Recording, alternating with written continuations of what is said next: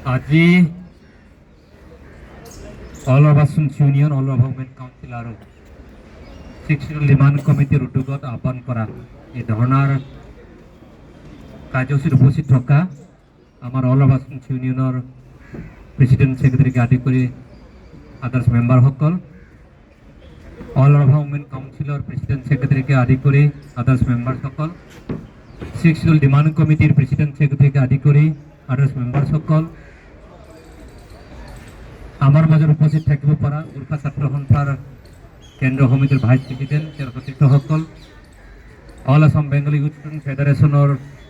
Vice president আৰু তেওঁৰ সতীৰ্থসকল, আমাৰ মাজত উপস্থিত থাকিব পৰা অল আছাম বৰ্মান ফেডাৰেশ্যন ইউনিয়নৰ সভাপতি প্ৰমোদৰ কৰ্মকৰ্তাসকল, সদৌৰভা কৃষ্টি সন্মিলনৰ সম্মানক বিশেষ কৰ্মকৰ্তাসকল, আমাৰ মাজত উপস্থিত থকা আটছাৰ গোৱালপাৰা জিলাৰ সভাপতি প্ৰমুখ্য কৰ্মকৰ্তাসকল, আছাৰ সভাপতি প্ৰমুখ্য কৰ্মকৰ্তাসকল, হাজংষ্টুন ইউনিয়নৰ সভাপতি প্ৰমুখ্য কৰ্মকৰ্তাসকল, চৌদ্দধৰা ছাত্ৰ সন্থাৰ সভাপতি প্ৰমুখ্যে অন্যান্য কৰ্মকৰ্তাসকল, ৰাভাহাজৰ যৌথ সংগ্ৰাম সমিতিৰ অন্যান্য কৰ্মকৰ্তাসকল, আমাৰ ইয়াত উপস্থিত থাকিব পৰা আৰচু উমেন কাউন্সিল SSG ৰ সদস্য কৰ্মকৰ্তাসকল, কাউন্সিলৰ চেয়াৰমেন প্ৰমুখ কৰি ECGC-সকল, সাংবাদিক বন্ধু আৰু সতীৰ্থসকল, সকলোকে এই ধৰ্ণাত উপস্থিত থকাৰ কাৰণে মই আন্তৰিক ধন্যবাদ আৰু কৃতজ্ঞতা জ্ঞাপন কৰিছোঁ, শুভেচ্ছা মই জ্ঞাপন কৰিছোঁ। মই দীঘলীয়া পূৰ্বকচৰ বক্তব্যসকল কৰিছে, দুটা কথা মই খোলাকৈ কৈ থ'ব বিচাৰিছোঁ। 1995 2026 10 মাৰ্চ আৰু 1.5 মাহৰ পিছত 30 বছৰ সম্পূৰ্ণ হ'ব। এই 30 বছৰৰ সময়ত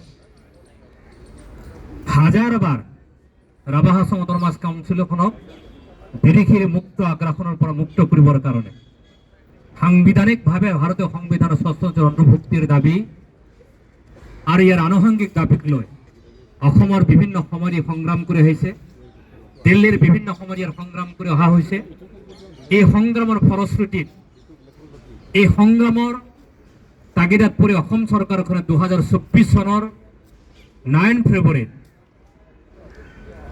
অসম চৰকাৰৰ মিনিষ্ট্ৰী অফ ট্ৰাইবেল এফেয়াৰ্ছে ইউনিয়ন মিনিষ্ট্ৰী অফ ট্ৰাইবেল এফেয়াৰ্ছক ৰাভা হাছং মিচিং আৰু তিৱা অট'নমাছ কাউন্সিলখনক ভাৰতবৰ্ষৰ সংবিধানৰ গণ্ডিৰ ভিতৰত কনষ্টিটিউচনেল ষ্টেটাছ অন্তৰ্ভুক্ত কৰাৰ আপত্তি নাই বুলি এটা আপত্তিবিহীন NOC তেখেতসকলে তেওঁ ৰিকমেণ্ডেশ্যন প্ৰেৰণ কৰিছে। আৰু সেই ৰিকমেণ্ডেশ্যন প্ৰেৰণ কৰাৰ পিছত ইতিমধ্যে তাৰ ঠিক 4 মাহৰ পিছতেই ইউনিয়ন মিনিষ্ট্ৰী অফ ট্ৰাইবেল এফেয়াৰ্ছে ইউনিয়ন মিনিষ্ট্ৰী অফ হোম এফেয়াৰ্ছক তেখেতসকলৰ তৰফৰ পৰা এই কামটো কেৱল ইউনিয়ন মিনিষ্ট্ৰী অফ হোম এফেয়াৰ্ছৰে কাম বুলি সেই কথা ইতিমধ্যে ৰিকমেণ্ডেশ্যন কৰিছে। আৰু আজি প্ৰায় এবছৰ 3 মাহ আজি প্ৰায় এবছৰ 3 মাহ যদি আমি ধৰিবলৈ যাওঁ 15 মাহ আজিৰ পৰা 15 মাহৰ আগত ইউনিয়ন মিনিষ্ট্ৰী অফ হোম এফেয়াৰ্ছে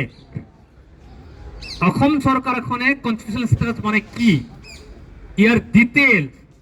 ইয়াৰ ডিফিনিশ্যন বা ইয়াৰ আনুষংগিক কাৰবাৰক লৈ ইতিমধ্যে অসম চৰকাৰৰ তৰফৰ পৰা তেখেতসকলৰ ইয়াৰ সংক্ৰান্ত তথ্য বিচাৰিছে। ইয়াৰ মিনিং এইটোৱে, তথ্য বিচৰাৰ উদ্দেশ্য এইটোৱে যে ভাৰত চৰকাৰ ইউনিয়ন হোম মিনিষ্ট্ৰীয়ে অসম চৰকাৰক ছিগনেল দিছে যে ইয়াৰ সংক্ৰান্ত ভাৰত চৰকাৰৰ ইউনিয়ন মিনিষ্ট্ৰীয়ে ইয়াৰ সংক্ৰান্ত আলোচনাৰ প্ৰক্ৰিয়া আৰম্ভ কৰিব বিচাৰিছে। তাৰ কাৰণে অসম চৰকাৰৰ ইয়াত সদিচ্ছা, অসম চৰকাৰৰ ইচ্ছা, অসম চৰকাৰৰ ডিউটি আৰু দায়িত্বৰ ওপৰত ভিত্তি কৰি ভাৰত চৰকাৰৰ ইউনিয়ন হোম মিনিষ্ট্ৰীৰ লগত হোম মিনিষ্টাৰৰ লগত কেতিয়া আলোচনা হ'ব যি নিৰ্ভৰ হ'ব অসম চৰকাৰৰ ওপৰত। মই এই কথাখিনি আপোনালোকে এই কাৰণে ক'লো, আজি 15 মাহ ইউনিয়ন হোম মিনিষ্ট্ৰীয়ে ৰিপৰ্ট বিচৰা আজি 15 মাহৰ ভিতৰত আজি ভাৰত চৰকাৰৰ লগত অসম চৰকাৰৰ উদ্যোগত প্ৰত্যক্ষভাৱে ইয়াৰ আলোচনা হোৱা নাই। কিন্তু আপোনালোকে শুনি আচৰিত পৰত যোৱা পৰহি 10 ঘণ্টা ধৰি ভাৰতবৰ্ষৰ পাৰ্লিমেণ্টত বন্দে মাতৰম গীতটিক লৈ 10 ঘণ্টা চৰ্চা হৈছে। বন্দে মাতৰম গীতটোক লৈ যদি 10 ঘণ্টা চৰ্চা হ'ব পাৰে ভাৰতবৰ্ষৰ পাৰ্লিমেণ্টত, ৰাভা হাছং অট'নমাছ কাউন্সিলৰ 6 ইছ্যুটোক আজি 15 মাহে বাৰো উত্তৰ পাৰ্টিয়ে টক কৰিব নোৱাৰা কাৰণটো এইটোৱে প্ৰমাণ ইউনিয়ন হোম মিনিষ্ট্ৰীৰ সদিচ্ছাৰ অভাৱ, অসম চৰকাৰৰ সদিচ্ছাৰ অভাৱ, ৰাবাহা সমতল মাস কাউন্সিল এলাকাটো বিদেশী মুক্ত কৰে তাক সাংবিধানিকভাৱে অন্তৰ্ভুক্ত কৰে তাত বসবাস কৰা 7 লাখ মানুহৰ সাংবিধানিক অধিকাৰ সুনিশ্চিত কৰিবৰ কাৰণে তাত বসবাস কৰা জনজাতি ৰাইজৰ সাংবিধানিক প্ৰাপ্যৰ পৰা বঞ্চিত ৰখাৰ যে পৰিকল্পনা তাত বসবাস কৰা বিভিন্ন জাতি জনগোষ্ঠী ধৰ্মলম্বীৰ খিলঞ্জীয়া মানুহসকলৰ সাংবিধানিক প্ৰত্য সুবিধাসমূহৰ পৰা বঞ্চিত কৰি ৰখাৰ কৌশলটো হৈছে আজি 15 মাহ ধৰি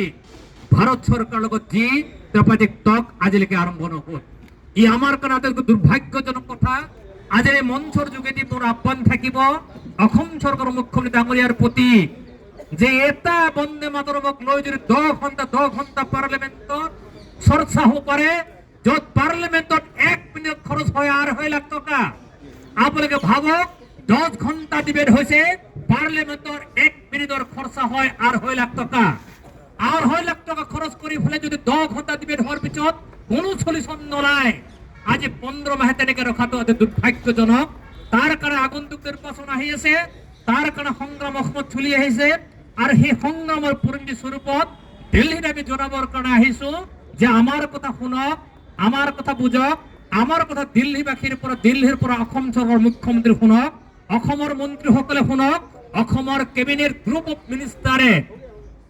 দিল্লীক বুজাই দিয়ক ৰাবাহা সমতল মাছ কাউন্সিলৰ 7 লাখ মানুহৰ জনসাধাৰণৰ আশা আৰু আকাংক্ষা যদি পূৰণ নহয় তেতিয়াহ'লে অসমৰ আশা আকাংক্ষা পূৰণ কেতিয়াও হ'ব নোৱাৰে। গতিকে এই দৃষ্টিভংগী মই আপোনালোকক ক'লো। গতিকে আজি বিভিন্ন সময়ত আপোনালোকে গম পায়, আপোনালোকে ভালকে গম পায়, আপোনালোকে দেখিছে, আপোনালোকে দেখিব পাব, আপোনালোকে চাব য'ত ৰিপাব্লিক ভাৰতৰ এটা টক শ্ব' আৰম্ভ হয় যে পুষ্টা হয় ভাৰত, तार प्रोग्राम है। तो आज यहाँ में दिल्ली में जंतर मंतर में हम राबाहा सामने पूछना चाहते हैं कब तब जैसे भारतीय पार्लियामेंट के अंदर भारत का एक गीत को लेके जो वंदे मातरम गीत लेके 10 घंटा तो हमें डिस्कस होता है, चर्चा होता है, लेकिन लास्ट 15 मंथ 15 महीने तक जहां तक भारत सरकार ने असम सरकार के मिल करके एक बार भी हमारे साथ डिस्कस नहीं कर, क्यों ऐसा क्यों होता है? इसलिए हमारे पूछना चाहते हैं अमित शाह जी को कि हमारे के भारत का नागरिक नहीं है,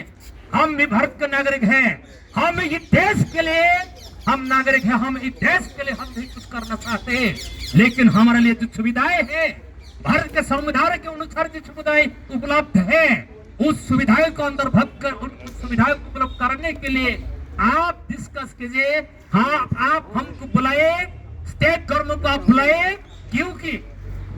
जब डिस्कस होता है, जब डिस्कस शुरू होगा, जब आलोचना होगा, तब हमारा जो सिचुएशन है, हमारा जो मांग है, हमारा जो डिमांड है, उस डिमांड को आप समझिए। उस डिमांड को आपका भी डिमांड है, उन डिमांड भी ये भारतवर्ष की डिमांड है, हमारा जो डिमांड है ये असम का डिमांड है। हमारा दिमाग जब तक ये सोल्यूशन नहीं होगा, समाधान नहीं निकलेंगे, जब तक समाधान का सूत्र नहीं निकलेंगे, तब तक असम में जो शांतिपूर्वक असम में रहना चाहते, जो लोग असम में शांतिपूर्वक बनाना चाहते हैं, ये कभी नहीं होगा, क्योंकि हम भी भारत के इंसान हैं, हम भी एक इंसान हैं, हम भी भारत के एक जिम्मेदार इंसान है। उस जिम्मेदार इंसान होने के नाते हम भी ये दिल्ली में पूछना चाहते हैं क्यों ऐसे होता है। इसलिए भारत के ये संविधान के अनुसार हमको भारत के जो सिख शेड्यूल है, सिख शेड्यूल को जितना जल्दी हो सके राबाहा समतल मास काउंसिल को अंतर्भुक्त किया जाए, क्योंकि यहाँ का जो विदेशी विस्फोटियां है जिस तरह से आते हैं, जिसका जो बफर जोन है वो बफर जोन हमारे इलाकाई में है, तो उसके अलावा वहाँ का कुछ नहीं है। उसके अलावा भी हमारा जो और दूसरा दिमाग भी है, जो भारत के संविधान की अंतर्गत जो नेशनल इलेक्शन पॉलिसी 2020 के अनुसार एक डिमांड भी है, जो चर्चा होंगे, जो आलोचना होंगे, उसके सामने हम ये बात रखेंगे। उसके अलावा भी जो मेघालय में रहने वाले जो राभा लोग होते हैं, जो मेघालय में रहने वाला राभा लोग होता है, जो वेस्ट बंगाल में रहने वाला जो राभा लोग है, वो जंगल में रह रहे, उसको एक पॉलिटिकल सेटलमेंट हमको चाहिए। इसलिए हम ये दिल्ली आ गए, बार बार हम लोग दिल्ली आने नहीं चाहते, क्योंकि ये भारत है, ये हमारा देश है, ये हिंदुस्तान है। यदि आप लोग हम हिंदुस्तान के जिम्मेदार नागरिक आप लोग मानते हैं, तो हमारा जो डिमांड है, इस डिमांड को जितना जल्दी हो सके ये आप लोग पूरा कीजिए। यदि पूरा नहीं किए तो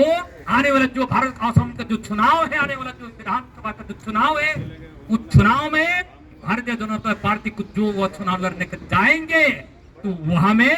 ऐसे हमारे के आप लोग को इतना आप लोग का दबाव आपको मिलेंगे क्योंकि आप लोग सोच भी नहीं सकते कि यहाँ में क्या होने वाला है। तो हे कारण आप लोग এই কথাখিনি আপনাদের বলো, আমি সুন্দরে ধর্ণাতে দিল, আমি সময় আই থাকি, দিল্লি আমি কম, দিসপুরক আমি কম, অসমৰ আমাৰ আন্দোলন চলি থাকিব, কন্টিনিউ চলি থাকিব। কেতিয়া আমি শিক্ষিত পাওঁগে ডাঙৰ কথা নহয়, আমাৰ মুভমেন্ট চলি থাকিব, মুভমেন্ট আমি চলাই থাকিম, সকলো মুভমেন্ট চলাই থাকিম, পলিটিক্যাল মুভমেন্ট চলাই থাকিম, সোশ্যাল মুভমেন্ট আমি চলাই থাকিম, আমি রাজপথের মুভমেন্ট আমি চলাই থাকিম, সকলো মুভমেন্ট চলাই অসম চৰকাৰক বাধ্য কৰাম, ভাৰত চৰকাৰক বাধ্য কৰাম, আৰু আমি শিক্ষিত এদিন নহয় এদিন আমি লয়হে আকাৰে কোনো শক্তি আমাক বাধা দি ৰাখিব নোৱাৰে, এই কথাখিনি আমাৰ স্পষ্ট। তো সকলো সংগ্ৰামী বন্ধুসকলক পুনৰবাৰ মই ধন্যবাদ জ্ঞাপন মই কৰিছো। আমি